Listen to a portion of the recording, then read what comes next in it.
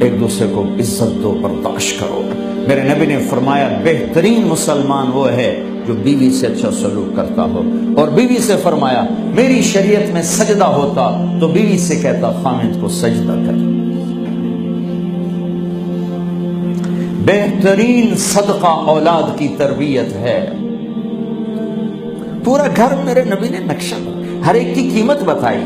ماں تیرے قدموں تلے جنت کا، کاش میری ماں زندہ ہوتی، تم دیکھتے میں کیا کرتا، میں عشاء کی نماز کے مصلی پر ہوتا، میں سورۃ فاتحہ پڑھ رہا ہوتا، ادھر سے آواز آتی میری ماں کی محمد، تو میں نماز توڑ کے کہتا لبیک اما جان۔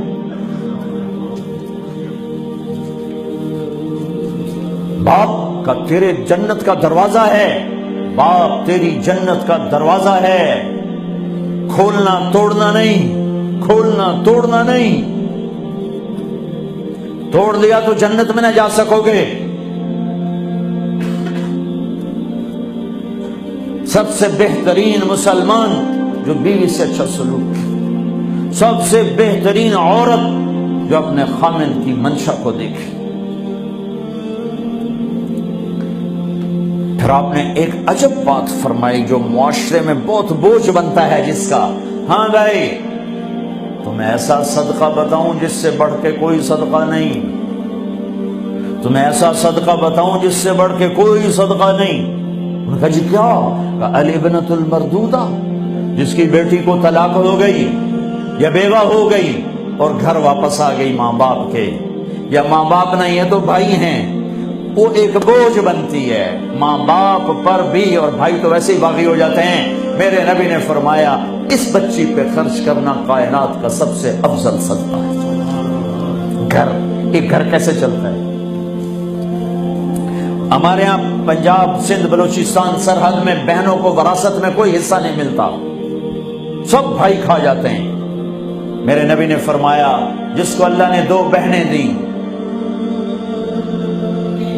اس نے ان کا حق ادا کیا، شادی کی حق ادا کیا۔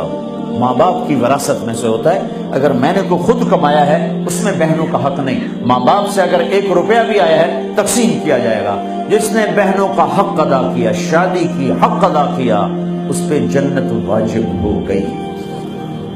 جس کو اللہ نے 3 بیٹیاں دی اس نے ان کی ڈولی اٹھائی، وہ جنت میں میرے ساتھ یوں ہوگا۔ ایک بولے اگر 2 ہوں، کہ جس نے 2 بیٹیوں کی شادی کی وہ بھی ایسے ہوگا۔ اللہ بھلا کرے۔ ایک صحابی کا کہ جس کی 1 ہو، کہ جس کی 1 ہے، اگر اس نے اس کو عزت سے رخصت کیا تو وہ بھی میرے ساتھ ایسے ہی ہوگا۔ پھر کئی بچیوں کو طلاق پڑی ہے کہ اس کو بیٹا نہیں ہوتا۔ یہاں آنے سے پہلے کا واقعہ، پنڈی سے بچی رو رو برا حال اس کا، میں تو فون سنتا ہی نہیں ہوں ایسے کہ میرا تو کلیجہ پھٹ گیا ہے۔ ہے کہنے لگی کہ سسرال نے کہا تھا بیٹی ہوئی تو طلاق دے دیں۔ میں نے کہا اس میں میرا کیا قصور ہے، اور بیٹی ہی ہوئی اور مجھے طلاق پڑ گئی اور میں گھر آ گئی 22 سال کی عمر۔ بیٹی دینے والا اللہ اور ظلم کرنے والا سسرال۔ میرے نبی کو اللہ نے بیٹے دے کے اٹھا لیے، قاسم اٹھا لیے، عبداللہ اٹھا لیے، ابراہیم اٹھا لیے، 4 بیٹیاں دی، 3 زندگی میں اٹھا لی، زینب، ام کلثوم، رقیہ، تینوں آنکھوں کے سامنے چلی گئیں۔ فاطمہ سے نسل چلی، آپ نے فرمایا لوگوں کی نسل بیٹے سے چلتی ہے، میری نسل میری بیٹی فاطمہ سے چلی۔ اس لعنت کو دھویا۔ عورت کا کیا قصور ہے اگر اس بیچاری کو بچیاں ہو رہی؟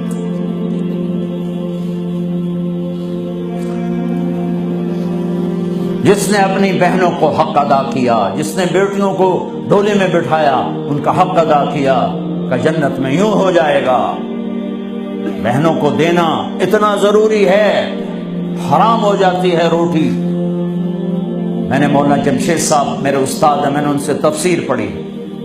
میں ایک دن شہد کی بوتل لے کر گیا، پرانی بات ہے 76-77۔ میں نے کہا حضرت یہ ہدیہ ہے۔ فرمایا کہاں سے لائے ہو؟ کہ میرے اپنے باپ ہے۔ فرمایا تیرے باپ نے اپنی بہنوں کو، تیرے باپ نے اپنی بہن یعنی میری پھوپھیوں کو، تیرے باپ نے اپنی بہنوں کو زمین میں سے حصہ دیا تھا؟ یہ سوال کیوں کیا؟ 10 روپے کی شہد کی بوتل تھی اس وقت، کہ اگر دیا تھا تو یہ میں لے لوں گا، اگر نہیں دیا تو پھر یہ حرام ہے، میں نہیں لوں گا، یہ مطلب تھا۔ تیرے باپ نے بہنوں کو حصہ دیا تھا؟ میں کہا جی اللہ کا شکر ہے میرے باپ کی بہن ہی کوئی نہیں، 2 بھائی، ساری زمین 2 بھائیوں، 2 بھائی۔ میں نے کہا جی اب موجہ ہی موجہ، بہن تھی ہوتی تو کوئی نہ دیتی۔ پھر کہنے گئے اچھا تیرے دادا نے اپنی بہنوں کو زمین میں سے حصہ دیا تھا؟ میں کہا جی اس لیے میں جمع ہی کوئی نہ ہوں۔ اتنی ریسرچ کے بعد ایک شہد کی بوتل قبول فرمائی۔ بیٹیوں کو دینا اتنا ضروری ہے۔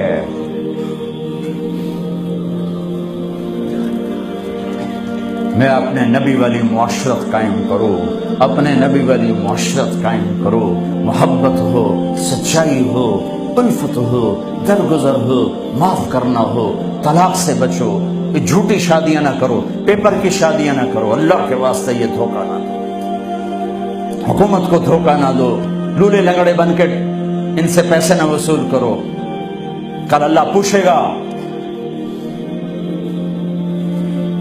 میں ہر جگہ یہ واقعہ سنایا ہے، احسان دانش کی کتاب ہے اپنی اس کی زندگی پر، وہ میں نے پڑھی، بہت خوبصورت کتاب ہے۔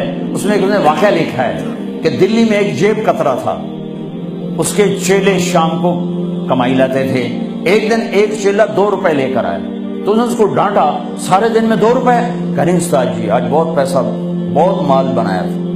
یہ وہ دور ہے جب انگریز کی حکومت، آج ایک گورے کی جیب کاٹی، بڑے پیسے تھے۔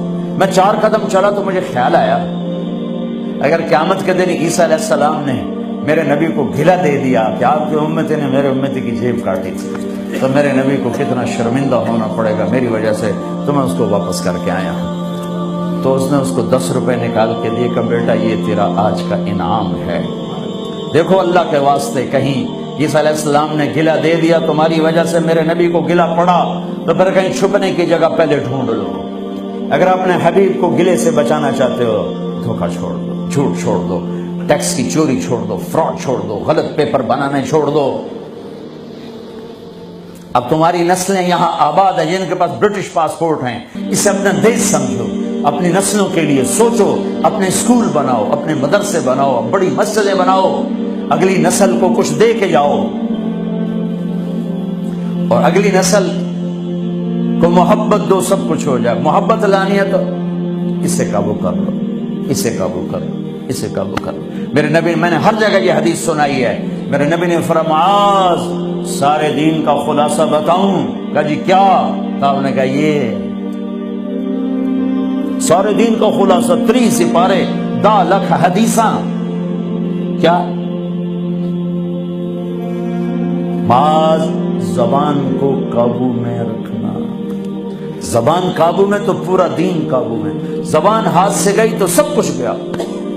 ایک صحابی ہیں ابو دجانہ، جنگ بدر سے آخری حج تک میرے نبی کے ساتھ رہے، جنگ یمامہ میں شہید ہوئے، اور بڑے صحابہ میں ہیں ان کا نام، لیکن وہ بدر والا، احد والا، حدیبیہ والا، خندق والا، خیبر والا، فتح مکہ والا، حنین والا، طائف والا، آخری حج والا، یمامہ میں شہید ہونے والا، یوں کہتا ہے لوگوں میرے پاس بخشش کا صرف ایک عمل ہے کہ میں نے آج تک اپنی زبان سے کسی کو دکھ نہیں پہنچایا، اور میرے دل میں کسی مسلمان کا بغض نہیں ہے۔